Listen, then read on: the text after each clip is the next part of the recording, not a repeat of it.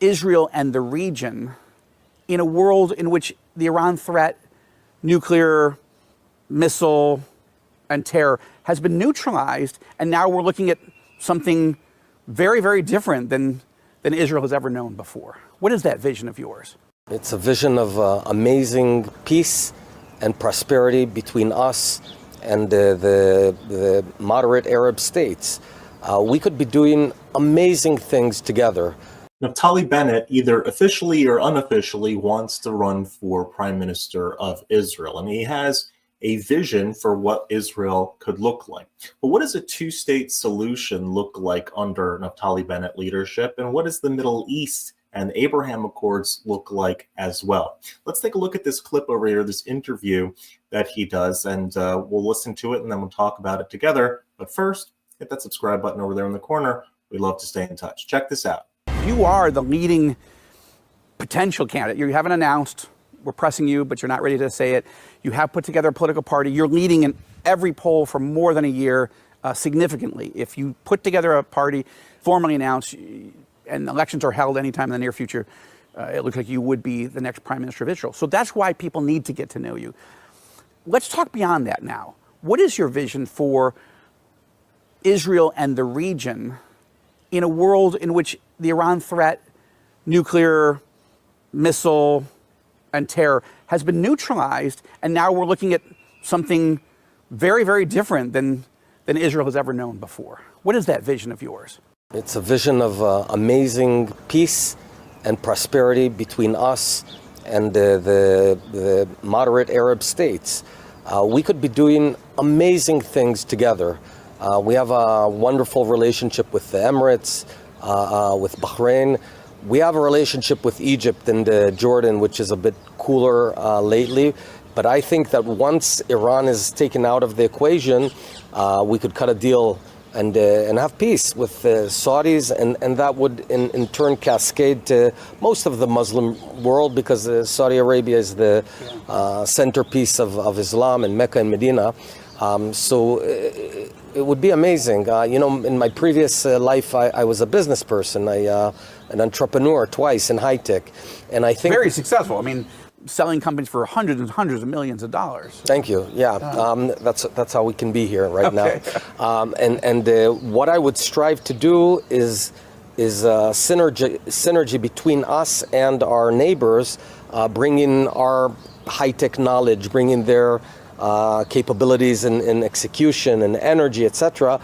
We could be really building a beautiful region here. I agree with that, and as you know, I'm one of the few Israelis who's ever actually met Crown Prince Mohammed bin Salman twice, once in Riyadh, once in Jeddah. And I think the only Israeli who's ever been photographed meeting with him. My perception from those trips is that, and this is pre-October 7th war, was that the Crown Prince and his leadership were moving pretty steadily towards making peace with Israel and wanting to have an integrated region. I'm wondering, and I'm curious what your take, if you think that the Crown Prince of Saudi Arabia could make a deal with Netanyahu, given that the entire region sees Netanyahu as so integrated with the October 7th war and all the fighting and killing in Gaza.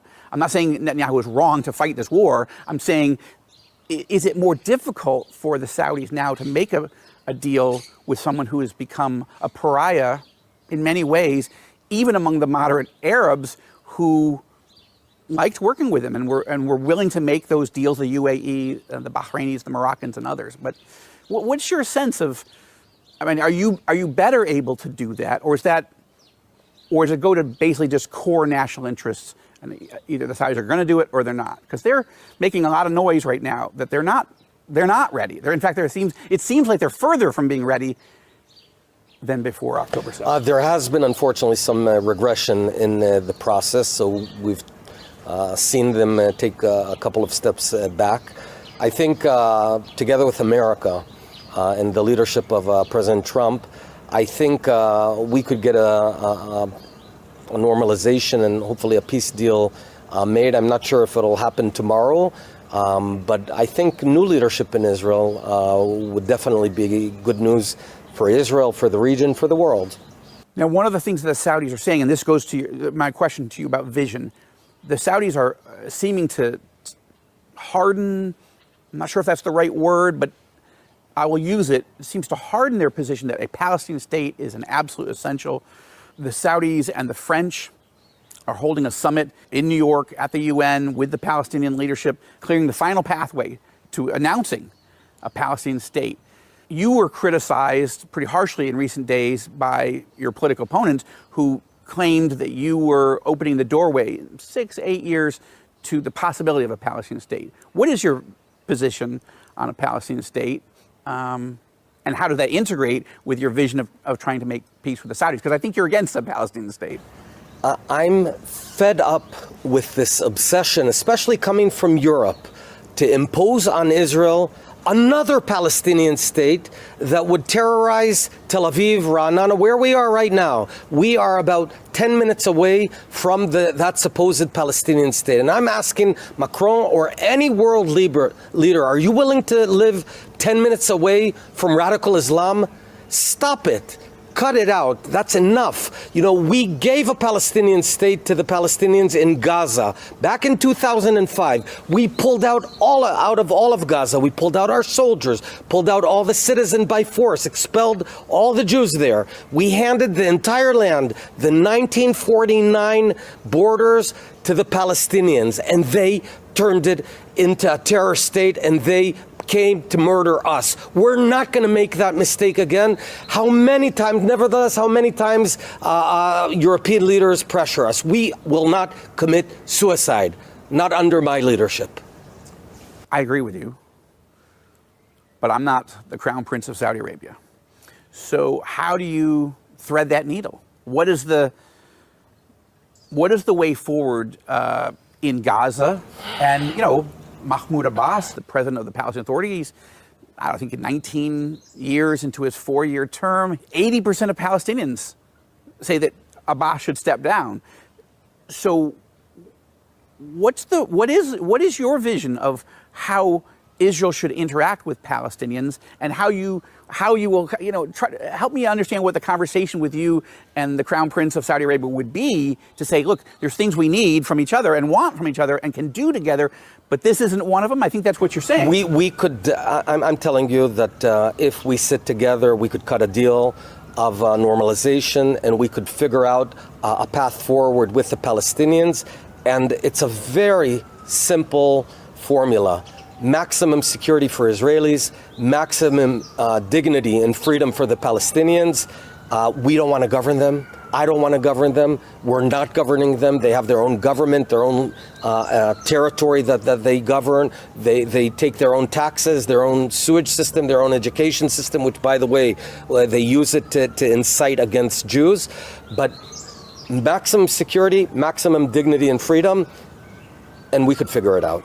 That will not be a block towards peace with the Saudis. A two-state solution was never really a solution, never really an option, unfortunately, on the table in any of this. Israel's tried many times, made many offers, had many discussions, agreed to many things over the decades, and it was never received, it was never agreed upon, because the goal is not for lasting peace for everyone. That's not what it is. It's about the destruction of Israel. And even when you're not talking about outright genocidal maniacs like Hamas, the Palestinian Authority themselves, the more liberal of the two in the so-called West Bank and Judea and Samaria, they still are paying pay for slay. That if somebody from their area does different sorts of terrorist activities, that the family is compensated for the person dying in facilitating a terrorist act. And so you can't make peace with a government body that is endorsing those things. After October 7th, I think the delusion of the two-state solution was sort of really made abundantly clear to everybody that this is just not an option.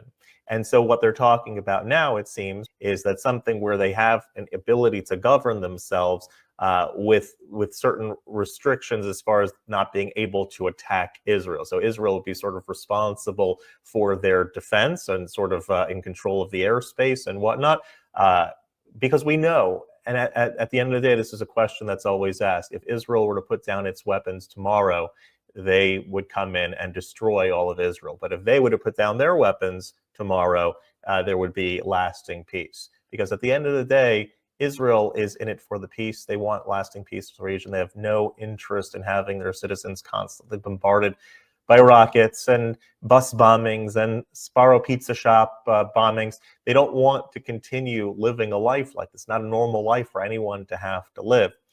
And God willing, through the process of this war and finishing off Hamas, that we can be in the next stage of discussions for a real and lasting long-term peace in the region. If you like this content overall, hit that subscribe button over there in the corner. We'd love to stay in touch. Take care.